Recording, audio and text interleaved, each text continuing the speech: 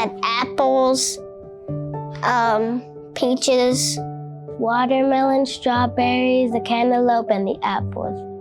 Cucumbers and salad and blueberries. We are a quickly growing system with a very, very diverse student population. And for those of us in child nutrition in Wake County, that means trying to appeal to differing palates every day. There's definitely differences in age groups as well as regional. What kids eat on this side of the county, they may not eat on the other side of the county. When I talk to my other counterparts, their children do not like collard greens. But my kids love collard greens. My kids eat different than their kids eat. They definitely like home cooking foods. A student asked me today, he said, "Did you all make the chili?" And I said, "Yes." I said, "Would that make a difference?" He said, "Yes, ma'am." They give you stuff like collard green and spinach. They give you mixed vegetables. They give you stuff like that.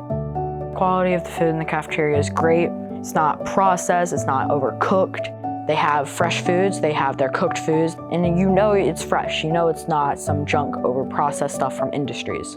We have to have those dark greens. I wanted them to have spinach and kale.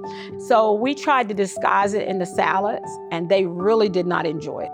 But once we dressed it up with the word spinach dip in the correct nutritional form that they could have it. Skim cheese and our low-fat milk. And put those chips on the side, they love it.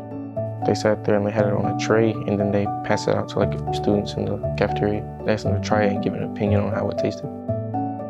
Almost every week they give us new types of foods to try. I don't exactly know, but I know that they want us to try it because it might taste very good. The best strategy we find for elementary level kids is to just provide them with a sample of a new item they may not have seen before. Sometimes whenever we go through the line, we have it out and we ask what it is and they tell us about it. Last week we had Asian pears, and a lot of them were like, "What is this?" So I had to, get on the line and tell them, it's an exotic fruit, and I sold it to them that way. And so they were so excited. Some of the new foods I tried here has been a red plum, and I also tried the Asian pear because they're really big, and I only seen those pears you get in the store, and they're small. The first time I've ever tried cantaloupe was in school. I asked my mom if we can go to the store and go get a cantaloupe for me to eat. I've learned about some of the vegetables. I don't really have them at home, but I have them at school. As long as it tastes good, it doesn't really matter.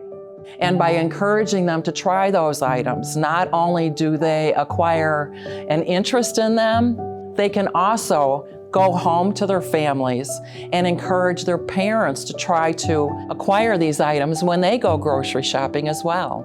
Definitely middle school is probably the most challenging. They're more into themselves at that age. Takes a little more coaxing to get them to try things, and they're usually very accepting of receiving a sample, and they do try it out when they get to their seats. And once we're in high school, we find the students are very open. Their palates have developed much more. They're being exposed to more at the restaurant scene and stuff. So they're very open typically to trying just about everything, and they do get excited about fresh produce products.